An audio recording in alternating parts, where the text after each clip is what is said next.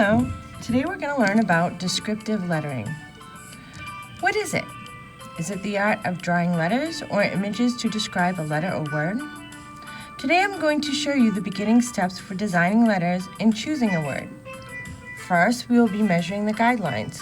The materials you will need are an 8.5 by 11 piece of paper, a pencil, a ruler, and an eraser. First step is to hold your paper horizontally, like so. Not vertically, but horizontally. The next step is on the left side, you're going to hold your ruler so that the top of the ruler is at the top of the paper. You're going to make a mark at 2 inches, 4 inches, and 6 inches. Then you're going to slide your ruler over to the other side. And you're going to make another mark at 2 inches, 4 inches, and 6 inches. Now, turn your ruler horizontally or going across, match the dots up, and draw the lines across the paper.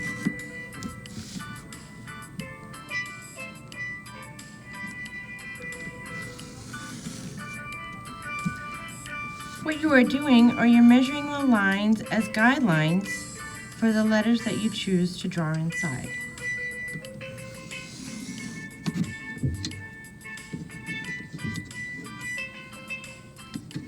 Now, think about a word that is meaningful to you. It must be a positive word. It can be a literal, like pumpkins, or symbolic, like hope. Go on Google and do a search of the word. Click on images. You can also add the words clip art to your word when searching. For example, pumpkin clip art. This will allow you to get some simplified pictures of your word. You can use these as a visual reference when drawing your letters. I chose fish symbols. The word I chose is fish. I am going to be making my letters into the objects, or making the objects into letters. Think about whether you want to fill in a bubble or block letter with small drawings by repeating them, or do you want to make one letter from each image? First, you're going to sketch out the letters in the guidelines. Be careful to have the correct spacing.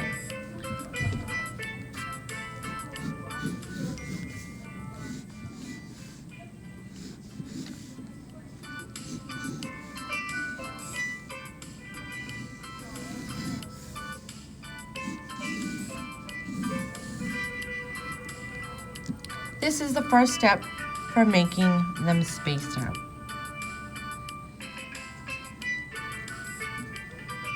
These are simple letters. Next, if you would like, you can do bubble letters as a guide.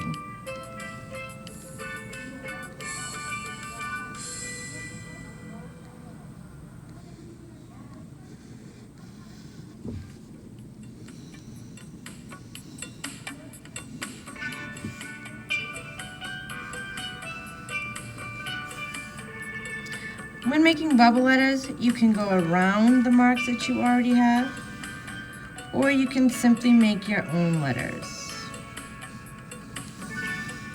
By going around the initial letter and erasing the inside, you automatically have a block or a bubble letter. Once you have established your spacing with your bubble letters, now you can do the sketching.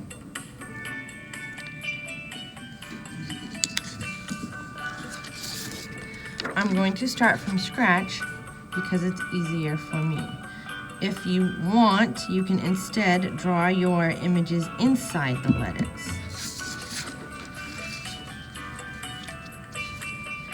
When you're sketching your images, be careful to look at the shapes and the lines. And don't be afraid to sketch, to make many lines, because you're not quite sure. But you're just getting a feel for what you're looking at. You're going to use observational skills to look at the picture and apply it to your paper.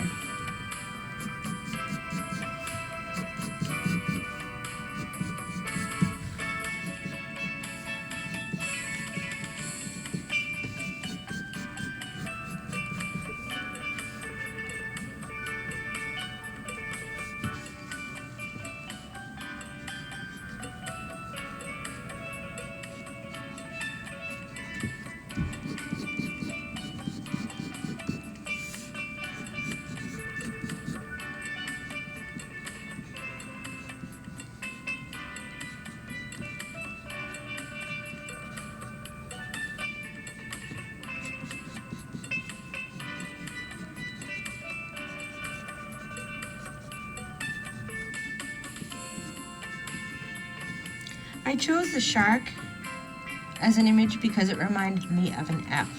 It had a similar shape to an F. I chose the jellyfish because I thought it looked similar to the shape of an eye.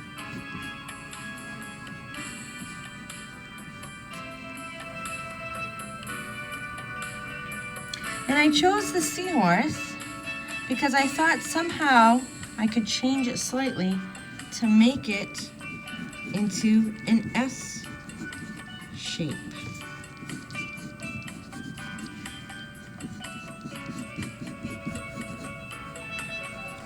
Now you may need to draw something a few times and do some erasing in order to get the lines that you like.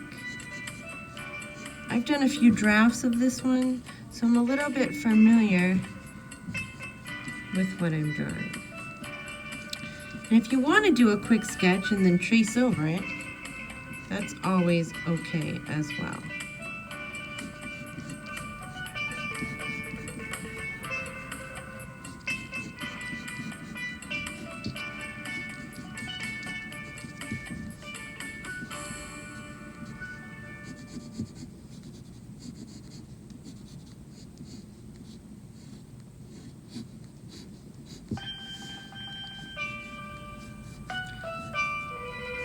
If something doesn't come out the way you like it, simply try again. Sometimes it takes me 2 or 3 times to get it right. Practice is the key.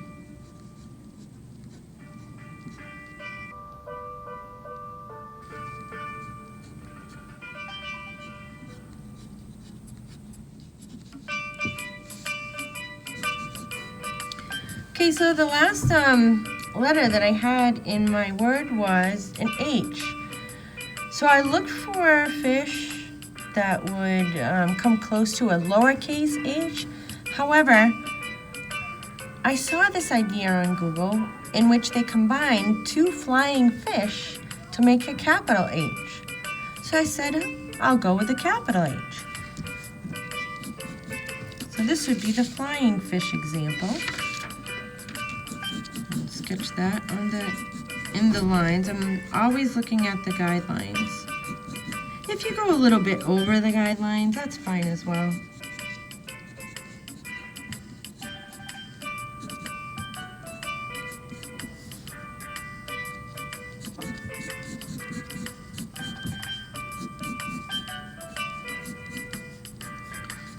And again, you can go in and erase the lines that you don't like after to get some finer lines that aren't as sketchy.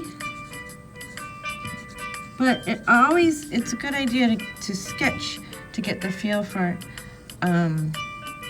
what you're drawing, how the shapes and lines go together, the proportion, how some parts are smaller and some parts are larger. So this is my finished descriptive lettering of the word fish. I did want to show you my other one that I sketched for the word hope, which is more of a symbolic representation. And it'll show you more of the sketchy lines.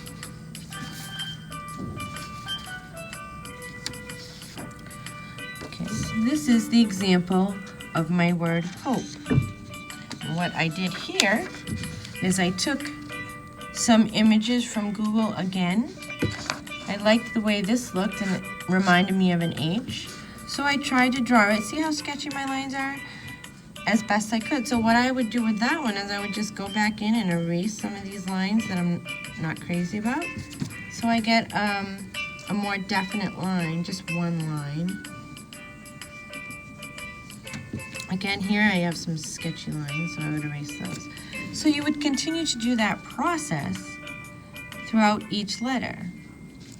For my O, I loved the peace sign, but I liked the fact that it had flowers. For the P, I thought, oh, I would love to do sun rays. Sun rays remind me of hope. So I turned it in a different direction. So those are some of the elements of design that you are incorporating when you manipulate where things are placed and how large they are in the direction they go. And for the last one, I chose a rainbow. See, this rainbow for my C is very different from the rainbow on the Google image because I manipulated it a little bit, or I moved some lines around so they would go in a different direction. So that is my image of hope. Okay, guys. Once you have completed each letter, you can go over the lines with a pencil or Sharpie and erase the sketchy lines. So, I do have an example of that as well.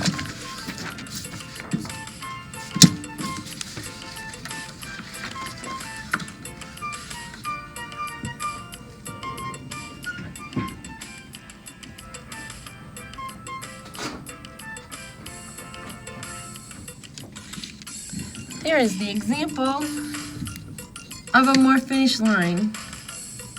I used a thin Sharpie, the ultra fine, but you can also use a regular Sharpie. And if you don't have any of those, a regular marker or a pencil would be fine. And there you have it. So stay tuned for part 2 of descriptive lettering, filling in with color or value. See you in a bit. Bye.